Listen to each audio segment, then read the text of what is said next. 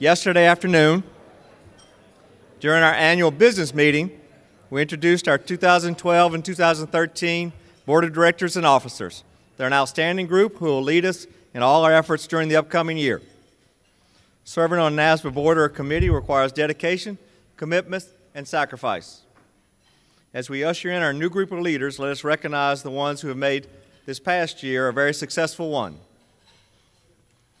I'd like to begin by thanking the associate members of NASBA, like Jim Gold, Donnie Rowland, and many others, who have decided to make NASBA a continuing part of their lives after their service on the board had ended. Next, I'd like to recognize individuals who have worked behind the scenes to make this a particularly successful year and productive year for NASBA. The regional directors are the point people in making NASBA member-focused. Please rise as I say your name. Jeff Chickering, the Northeast Regional Director and Chair of the Communications Committee. Bucky Glover, Middle Atlantic Regional Director and Chair of the State Board Relevance and Effectiveness Committee. Janice Gray, the Southwest Regional Director, Chair of the Compliance Assurance Committee. Ted Loden, the Central Regional Director, Chair of the Continuing Education Committee, and also the Relations with Member Boards Committee. Jimmy Burks, Southeast Regional Director and Chair of the Bylaws Committee. Ray Johnson, the Pacific Regional Director, Chair of the Ethics and Professional Issues Committee. Kim Tredenick, the Great Lakes Regional Director and Chair of the Audit Committee. And Karen Turner, the Mountain Region Director and Chair of the Education Committee. I've enjoyed service with all of y'all together, and thank you for your leadership.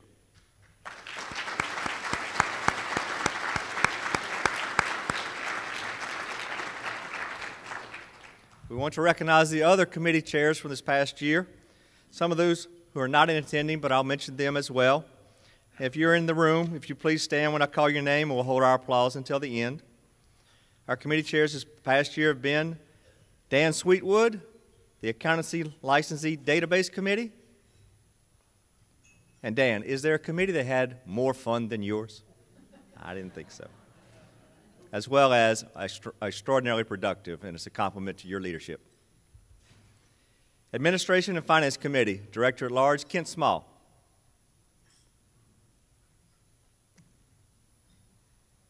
Awards Committee, past Chair Billy Atkinson. CBT Examination Administration Committee, Director at Large, Walter Davenport. Walter is sitting right next to the door like he's getting ready to bolt.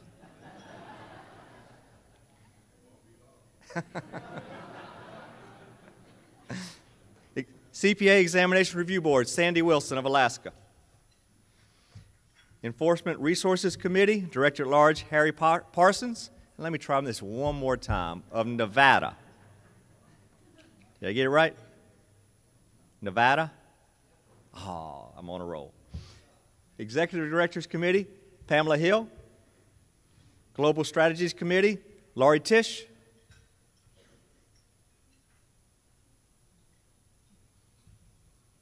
Where's Laurie?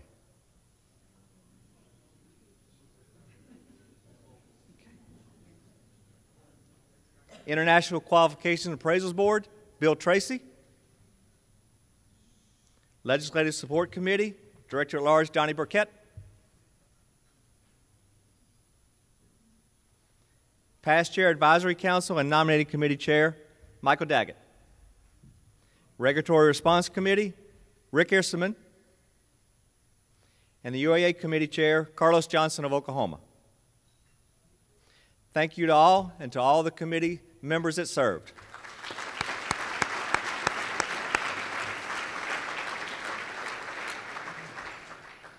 I would now like to recognize the retiring board members of NASBA, past Chair Michael Daggett, Director at Large Walter Davenport, and the NASBA Board's Executive Director Liaison, Pamela Hill. If y'all would all come up and join me, please.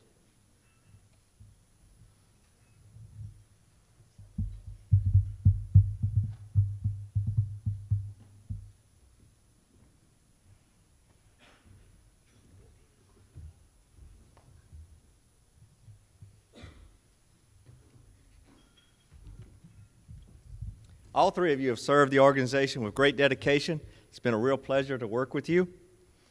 Walter, will you please come forward to me?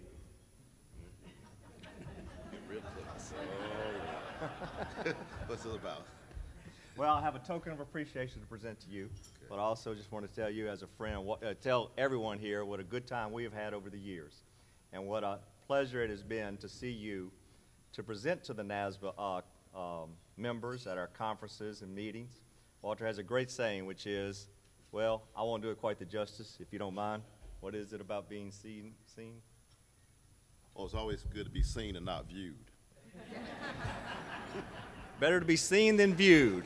But Walter's always been a well-received presenter because of his sense of humor, but also I would draw attention to everyone what appreciation we have of his sense of detail. He's chaired a number of committees, the A&F committee, and most recently, like I said, the CPA examination committee. But we've had a lot of fun over the years. Walter and I started as regional directors together, and we've had a lot of laughs and a lot of fun. But thank you very much for your dedication and service to NASBA. You're welcome. Thanks, man.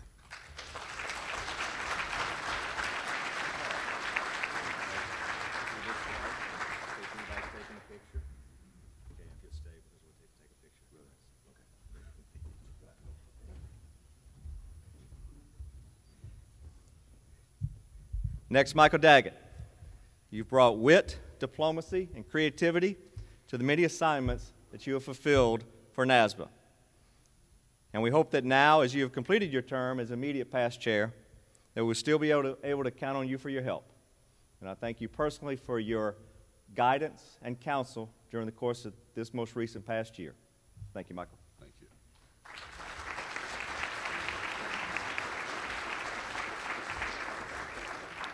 We'd also like to thank Pamela Hill of Missouri, who has served as the Executive Director's liaison to the NASBA Board. She's taken on some tough assignments and worked with the Executive Directors and NASBA volunteers to make those projects happen. We appreciate all your efforts, and I was particularly impressed by the way that you conducted the Executive Director Conference, because as y'all know, it is absolutely the most fun conference that we have. Pamela had the pleasure to run it on 2 occasions, last year and this year, filling in the year before. She did a great job, and appreciate your service. Thank you,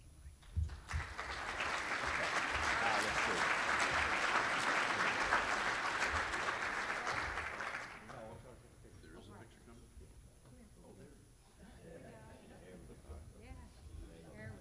Okay. Cheese.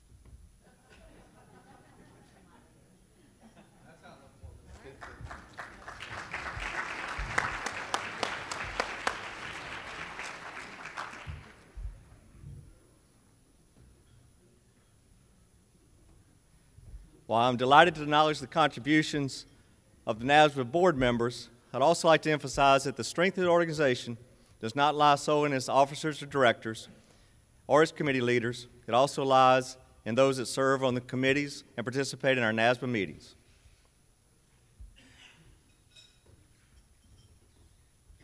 Michael? Thank you for all your kind words for all of us. We very much appreciate it, but we've got some for you. You can come over here and stare at this as I read it. All right. I'll read it from the podium so everyone can know what's going on, but you can follow along and see if I miss any words. Okay, this is a certificate of appreciation, and I'm reading what's in fact on the plaque. The theme for the NASBA's 2012 regional meetings, mission-driven, member-focused.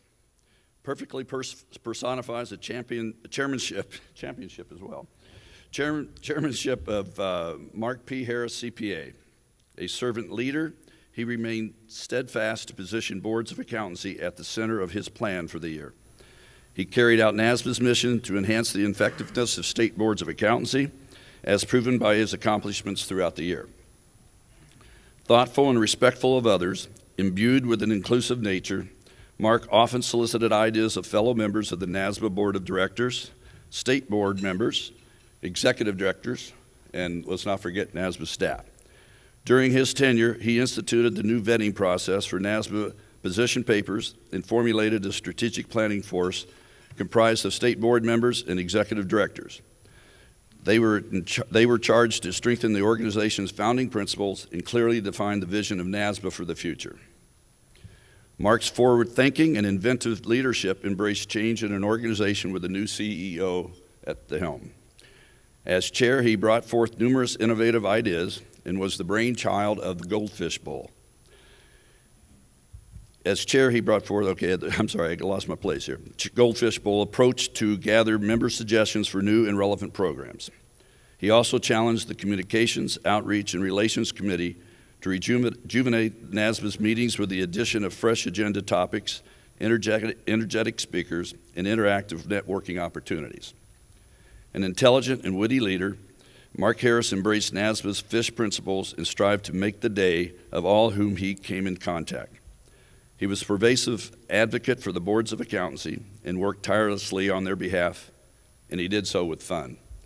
A great admirer of Yogi Berra and his wisdom-filled quotes, Mark would oftentimes be heard quoting the Yankee great with, "When you come to the fork in the road, take it."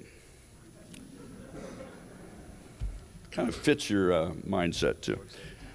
And secondly, I always thought that the record would stand until it was broken. Mark's leadership as chair led NASBA down several forks on many roads to post a stellar record that will stand for many years to come. For his outstanding contribution and unswerving commitment to state regulation of the accounting profession, NASBA expressed its most sincere gratitude to Mark Harris. Thank you, Mark.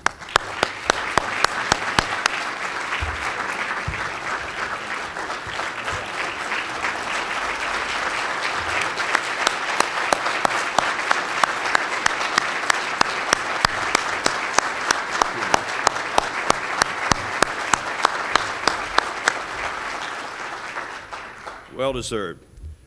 This is the favorite part. I have never pinned anybody before. So I'm not quite sure how to do it.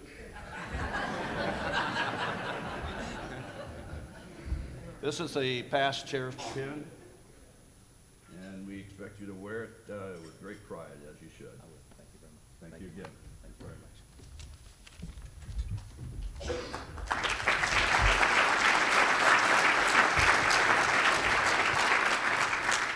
Well, my friends, you made this a great year for me.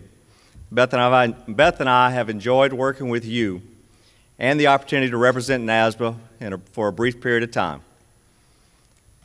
Let me say thank you for your accepting of some of those great ideas and for the call for NASBA to be mission-driven and member-focused. 2 years ago, John Green of South Carolina told me that past chair is really the better job. I'm pleased to join the ranks of the folks that wear this pin. It also gives me great pleasure to bring up my friend, Galen Hansen. If you'll come forward, Galen. Let's see here. Logistically, we're challenged here. There we go. There you go. First, allow me to present to you this gavel, signifying you becoming chair of NASBA for the years 2012, 2013. And I am pleased to offer you congratulations and to present to our members our new chair, Galen Hansen of Colorado. Thank you so much, John. I will come back out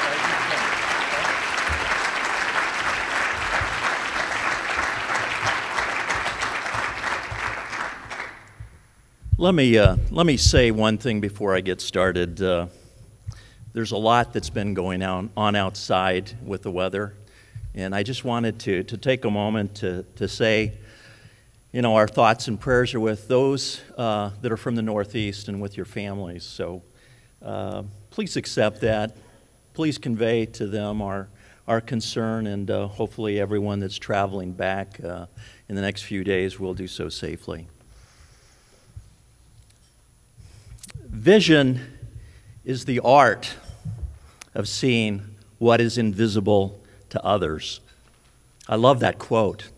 It's a quote from the famous author Jonathan Swift.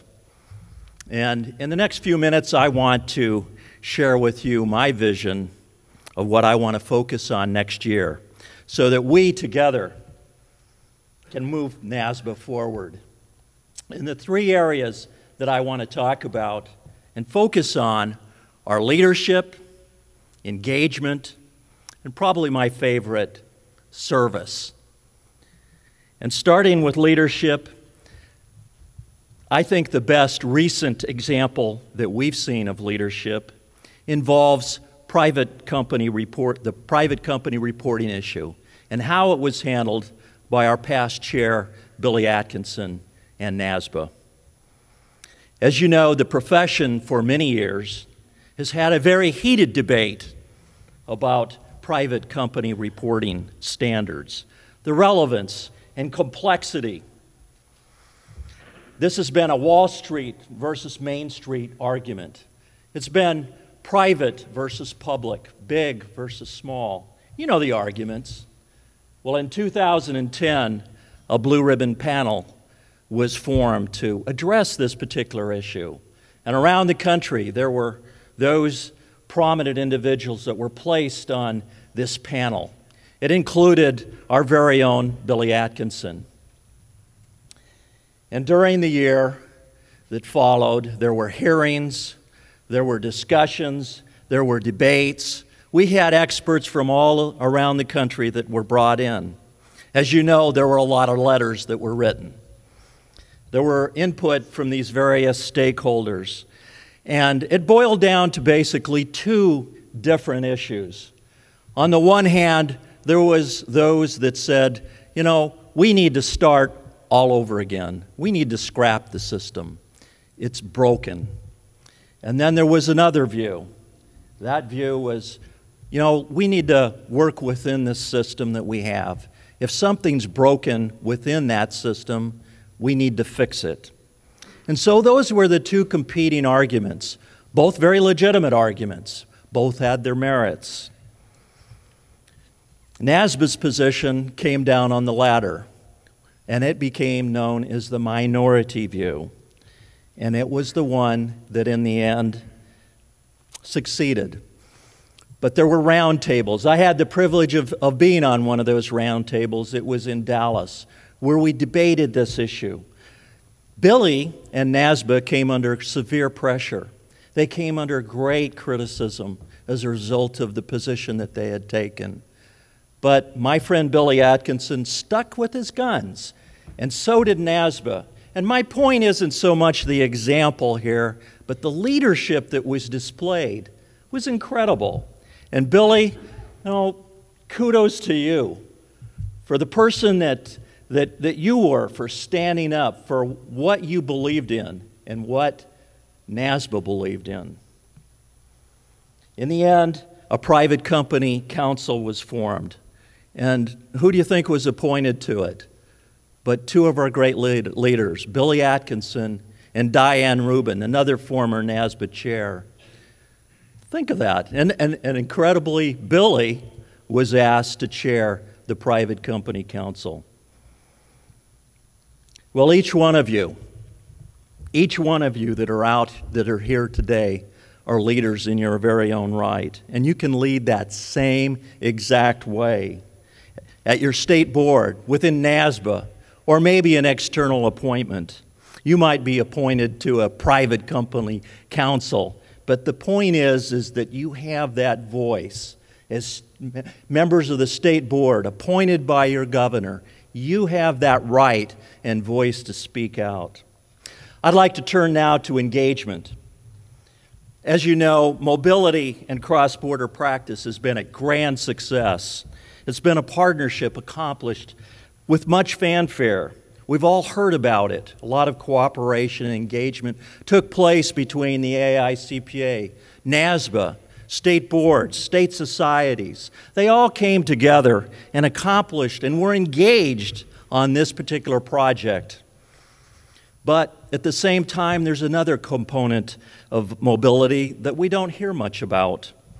And that was a regulatory tool that was promised to the public and promised to our legislatures. Somebody talked about this national directory 40 some odd years ago. Today we call it the Accountancy Licensee Database, kind of a tongue twister for me. 38 states have now signed on to it. In 2012, though, we're still working on it. I want to call out to all the state boards to get on board to wrap this up and make it happen. Bring it to a conclusion. Those that have already signed up for it, we should be real time. This should be a matter of somebody in the public or a regulator wanting to Google up a CPA to find out where they've been. Are they properly licensed? What is their standing? What states do they practice in? Seems like a pretty simple thing. We need to work on it, and we need to bring it to a conclusion. The ALD is just an example. It has been championed a long time ago. I picked other things in my NASBA career to be passionate about. The things that I picked was ethics, and I focused on it intensely, and as you know, international standards. Those were the two things I picked. So pick out what you're interested in and be engaged and be focused about it. I will say this, that time is limited. Most of us are serving at the pleasure of the governor. I was given that privilege in Colorado for 8 short years. I can tell you that when it came to an end, I felt it. I felt something missing the next time they had a meeting, and I wasn't there. So make it happen. Make it worth your while and use that voice and be engaged. Now, the third thing that I want to talk to you about is just so close to my heart, and I want to make it personal. I want to talk about service. I've been given a chance to serve and to share. And back in 2002, July of 2002, I attended my first NASBA board meeting, or not NASBA board meeting, my first Board of Accountancy meeting. Getting ahead of myself here. One of my very first meetings, though, on the agenda, down at the bottom, there was something called NASBA Annual Meeting, and ... Maui, Hawaii. I had no idea what a NASBA was, but I knew what a Maui was.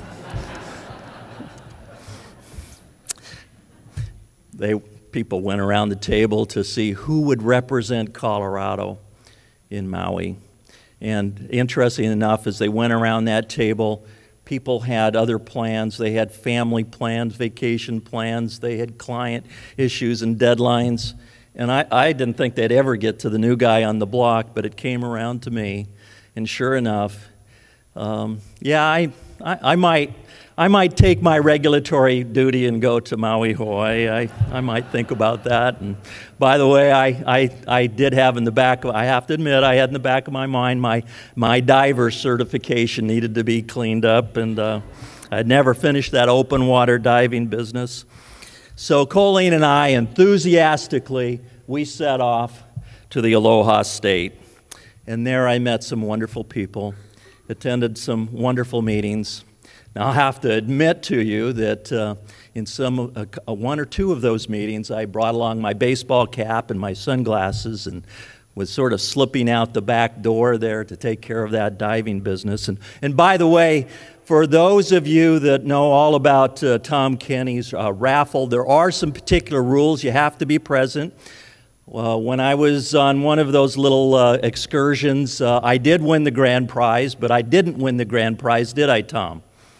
I didn't win the grand prize because I was not present. So don't slip out of your meetings early and attend those raffles, right?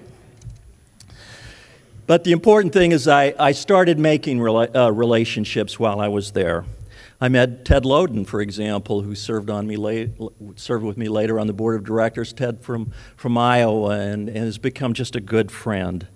My next experience was a year later when I attended the orientation meeting in Portland, Oregon, and I met David Costello and I met Lorraine Sachs. More of the same, but a deeper dive. I learned more about not just what I was doing in my home state, but the national issues and how it related to other states. I had lunch with Kathy Smith from the state of Nebraska. She was a regional director.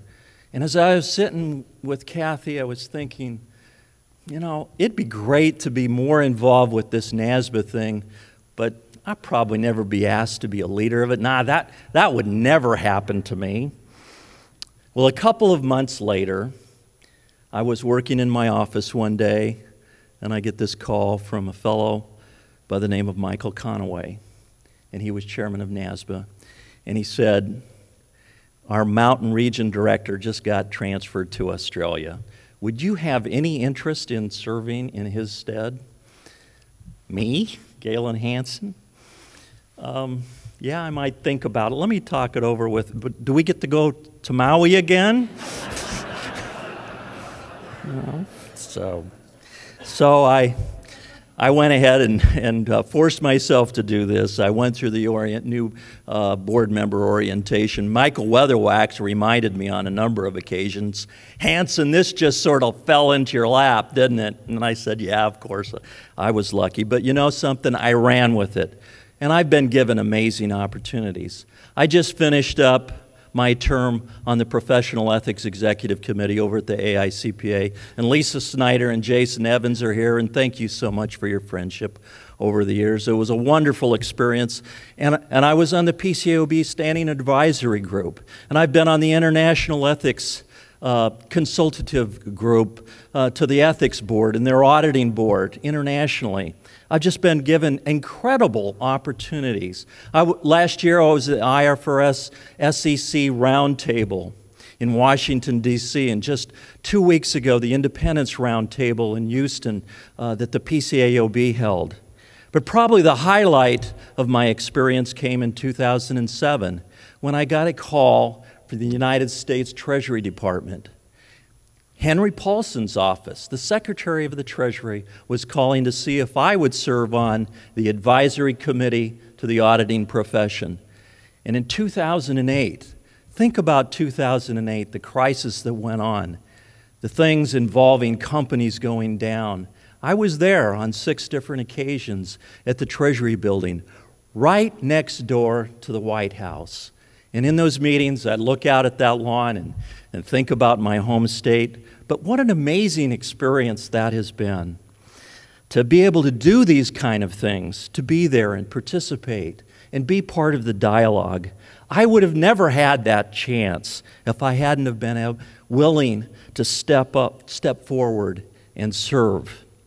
Well, I don't know when you're going to get the same kind of call that I have had in the past, but I can tell you this, it can happen to you, it happened to me, and if it can happen to me, it can happen to anyone.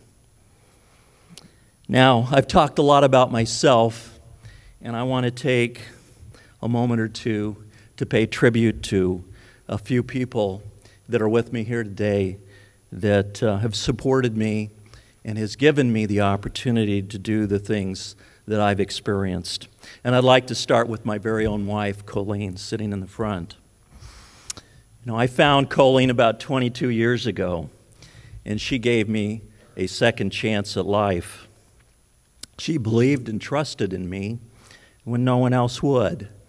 And I'll tell you this, when I get home at night, and I'm ranting and raving about this or that topic, she moderates me. She calms me down, and the next day I'm ready to go out again, and I have a better temperament, and I owe her so much, and I love her so much, and thank you so much for Colleen, for being here today and being behind me all the way. We're going to celebrate our 20th anniversary in just a couple months now. I'd like to pay tribute to my mother and father.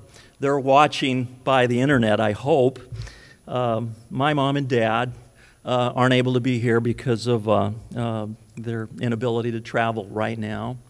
My dad was my first hero. He was in the military. He was in the United States Army.